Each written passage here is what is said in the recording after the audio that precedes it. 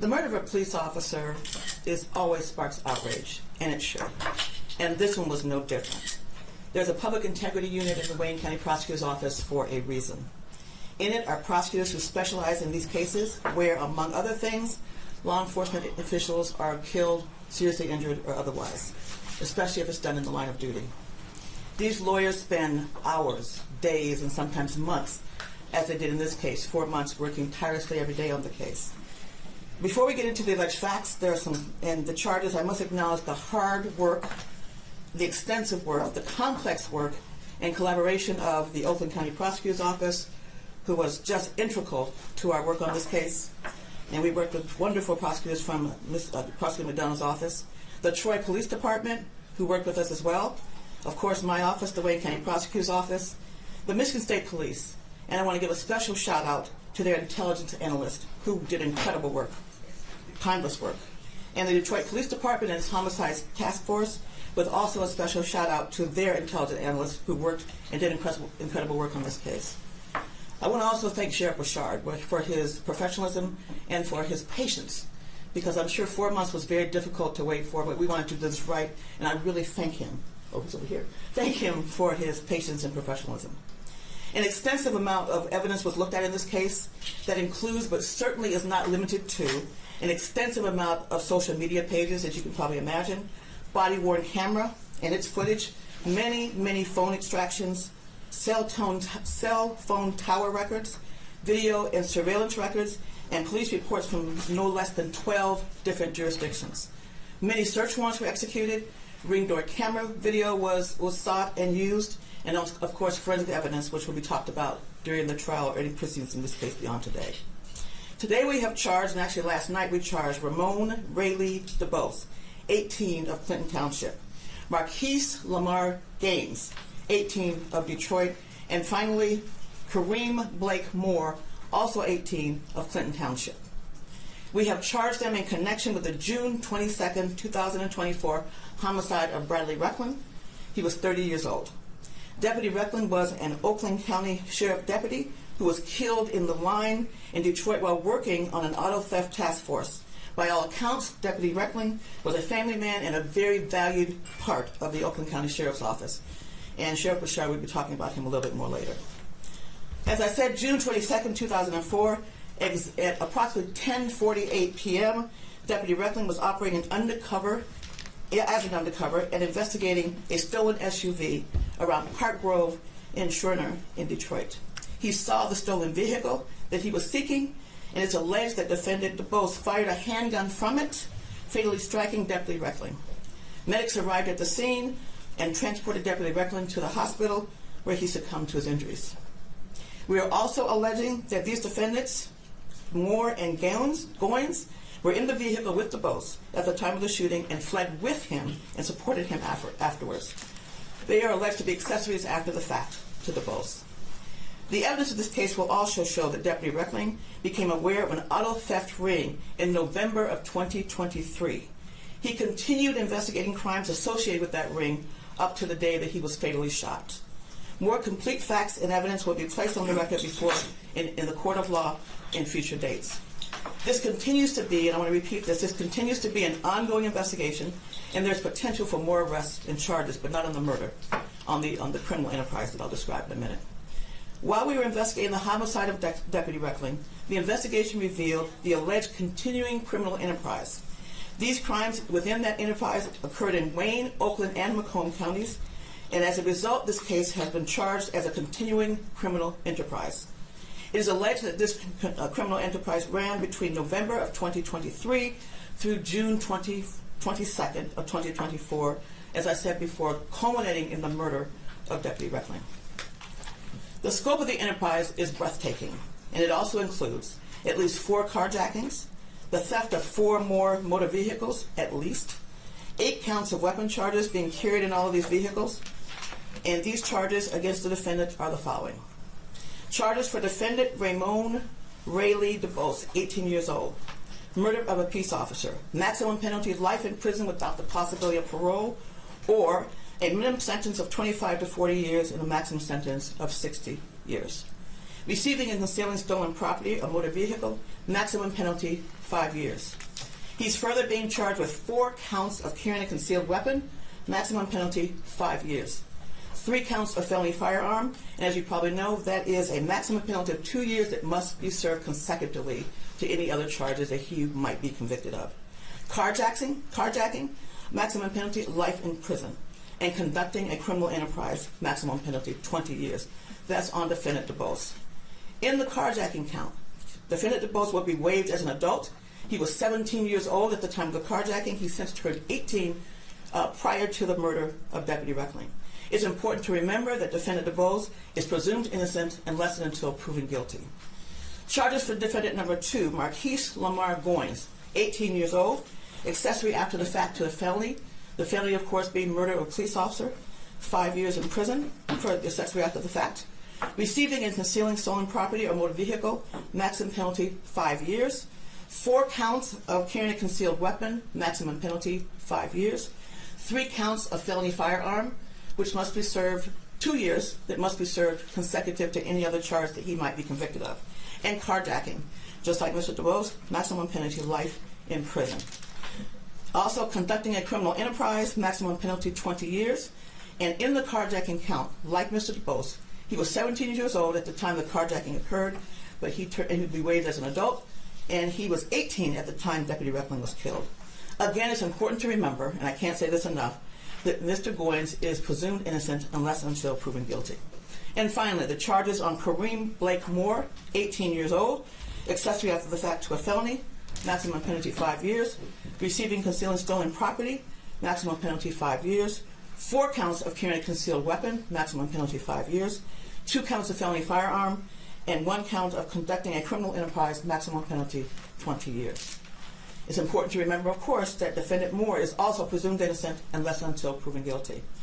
This case will be prosecuted by Assistant Prosecutors Rana Hadid and Matt Penny, who have worked tirelessly on this case for 4 months, almost on an everyday basis in collaboration with the partners that I mentioned earlier. They are certainly members of Wayne County Prosecutor's Office Public Integrity Unit. These defendants are expected to be arraigned tomorrow morning. We think around 10 o'clock, but we don't have an exact time. We also don't know who the magistrate will be, but we will send you that information under separate cover. And that arraignment will take place in the 36th District Court. So, Chief White, do you want to say a few words?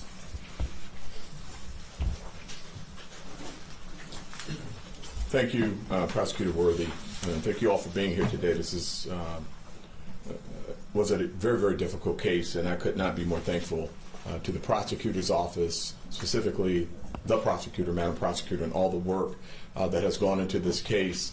Also, the Public Integrity Unit, Prosecutor Hadid, and certainly Prosecutor Penny, the work that they put in, countless hours of sitting down with our staff and our team, our OICs, and working on this case, the updates that they provided to myself, that I was able to provide to Sheriff Bouchard, the countless meetings that we have had and updates. I could not be more proud of our team and more thankful of the collaboration. Thank you to the hardworking men and women of the Detroit Police Department. I want to also highlight the work of Lieutenant Matthew Bray and Jamari McIntyre that worked on this case as the OICs. Been a very difficult year for DPD in a variety of different ways. The cases keep coming, but this case was extremely complex. I want to also thank the Michigan State Police for their work and assistance with us on this case. As I indicated, very challenging. Our homicide task force spent countless hours reviewing evidence, as the prosecutors already indicated, body camera video, all other video assets that we were able to pull together, and just the work and the team coming together has been incredible. Deputy Reckling was a hero. He was an absolute hero, and he did what we all love doing, and that is keeping our respective communities safe. He came to work like we all do any day of the week. He laid his life on the line. He was in our city pursuing someone for auto theft, stumbled onto something much bigger than he even thought, which will be revealed later, and made the ultimate sacrifice. I've talked to my partner, Sheriff Bouchard, many times. Oakland County Sheriff's Department has had a very, very difficult year. And as you can imagine, the Sheriff's Department is reeling, much like DPD. This one touches close to home. This is an officer who made a sacrifice in our city and was lost. A family man, a hero, and we know that today's announcement won't cause healing, but it is our prayer that it starts to bring some closure to this family.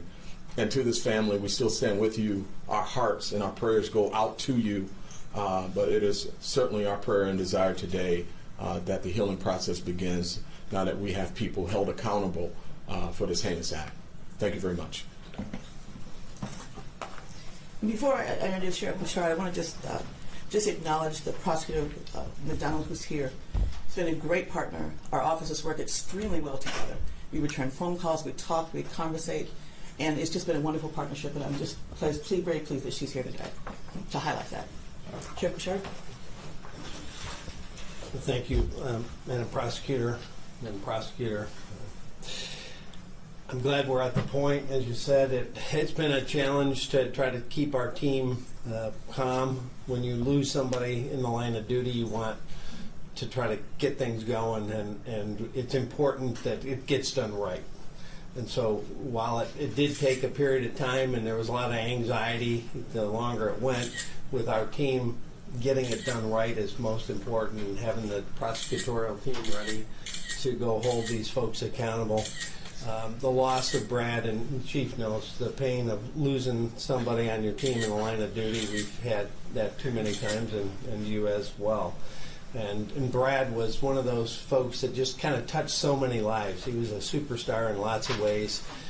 His lovely wife, Jackie, and they had 3 kids and another one on the way at the time he was murdered.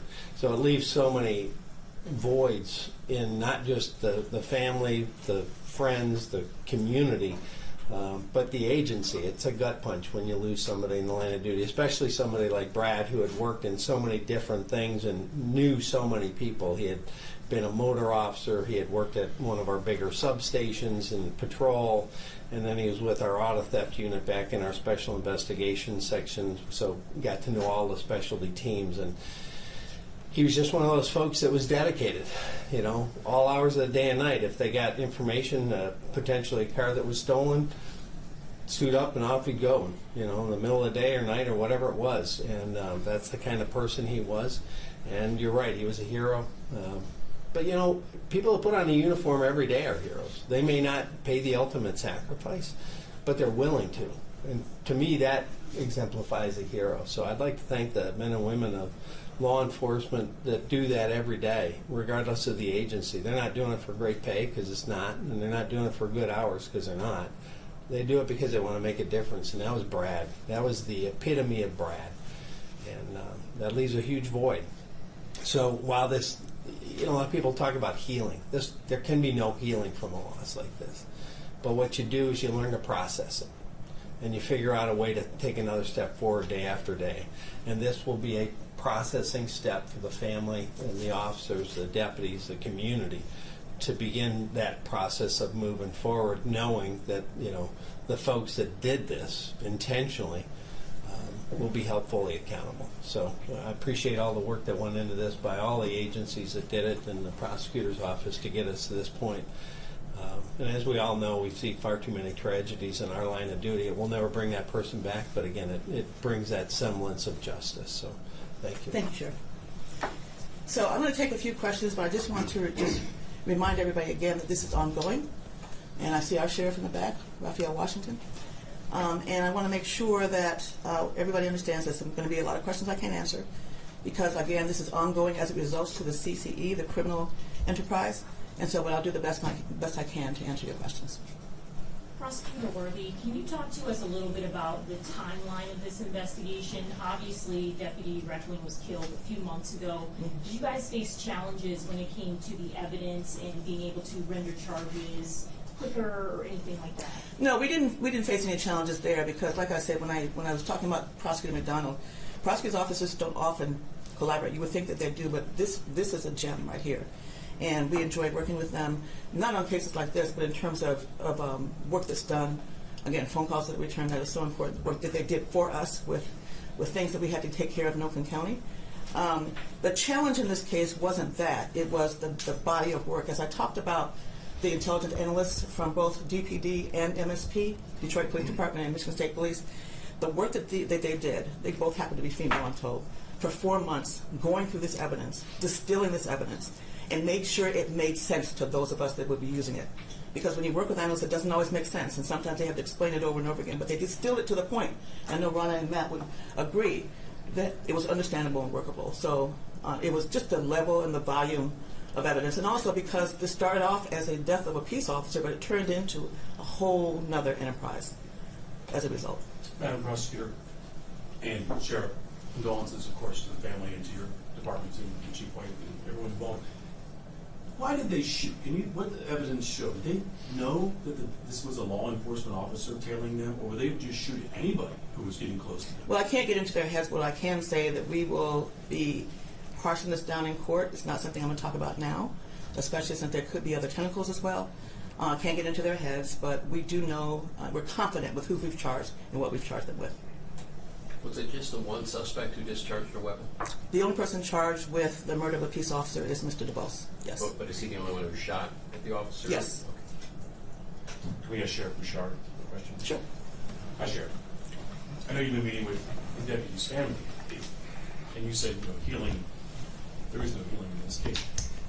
Walking them through the steps, getting closer to charges, what was their reaction when you finally told them, we got it? Obviously anxious.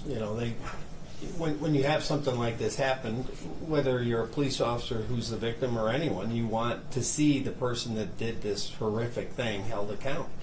And especially, when you've got a young mom of 3 kids and another on the way, the void that created for her, it exploded her life in so many ways, and she wants to make sure, rightfully and understandably so, that person is held to account.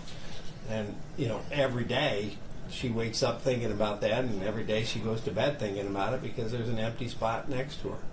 So obviously each day that ticks off, it's more and more anxiety. So I think this is a great step to help in that process, but it's going to be a long process for her. Chief White, in general, in the criminal enterprise, recruiting teens, and putting guns in teens' hands and sending them out to take cars by force. Is that kind of what we're looking at here? Well, as the prosecutor indicated, there's a lot that's going to be coming out in court that we can't get into right now. But all those angles have been investigated, continue to be investigated, and there could be more charges coming. Chief, while you're up there, appreciating we can't get into it and understanding that, when you use a term like complexity, are you referring to the initial identification of the suspects involved, or are you referring to the fact that you stumbled into a ring and it got a lot broader quickly? Can you give us more context on complexity if you're able? Yeah, oftentimes, we want immediacy, and, we know that because, we get the calls, we get the outcries for quick. But, the old cliche, do you want it quick or do you want it right? And with this prosecutor, it's going to be right. And so you have to take the time to get the information. There's a lot of data. We're in a digital world now, and so when there's video and other evidence, it has to be carefully gone through. And those professionals have to carefully go through it. The analysts, both at Michigan State Police and in our own agency, have to put together this complex data and explain it and parse it out so it makes sense to the average person, that it makes sense in court. So there's a lot that goes into it, and it's not just a couple cops coming together and presenting a warrant to the prosecutor. I mean, you have to make sure in today's age that it has all those considerations in it. The videos and all of those things have to be reviewed, analyzed, and presented. So that's a complexity that I'm talking about. And I'm glad the Chief mentioned that because it's complex in the point that we have to not only understand it ourselves, but we have judges and juries that we want to be able to have this done right too, and so that they will understand. Was Deputy Reckling wearing body cameras, or is it undercover? That's not. I don't think he was wearing body cameras. Okay. Prosecutor Worthy, thank you for this, and with community leaders here, we need to ask you for your thoughts and opinions on this case of a lion being in a traffic stop with a gun under the seat. I knew somebody was going to ask that, but Well, we didn't. yeah. No, we're not going to focus on that today. We just received that warrant request, and so we have to look at it and treat that as we do any other case, as far as looking at it and see if we can charge, and if we can charge, what we will charge. We just don't know at this point. And Chief White, you're here, so we have to ask you. I mean, can you publicly say your reaction to this particular case with the line and the gun? You know, we're looking at all aspects of the investigation. You know, did the officers act appropriately? You know, we'll look at it. We'll be transparent about it like we always have. I made a statement yesterday about it.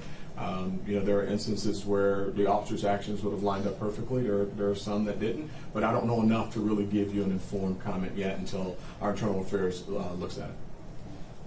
And because the internal affairs is looking at it, don't expect a very quick response from us, please. Thank you. Prosecutor Worthy, just Yes. back on Reckling here. Is there any message that you feel like these charges send to the folks who are perpetrating these kinds of crimes and taking out police officers who are here to serve the community? It's police officers and everybody else, and I'm sure that none of you expected that a lot of this would be based on a criminal enterprise. And so it's here. We're confident we can prove these beyond a reasonable doubt. It was extensive. It was violent. And it's something we had to focus on in this case. But if we stumbled upon, I don't want to use stumble because that's the wrong word to use. If we came across that and reviewed evidence in any case, we would do the same thing. So, but it is extensive. And if any of you attend any court hearings, it'll begin to show itself out. There was a lot done here and a lot of evidence that we're going to be presenting here. And maybe more to come. I'm sorry.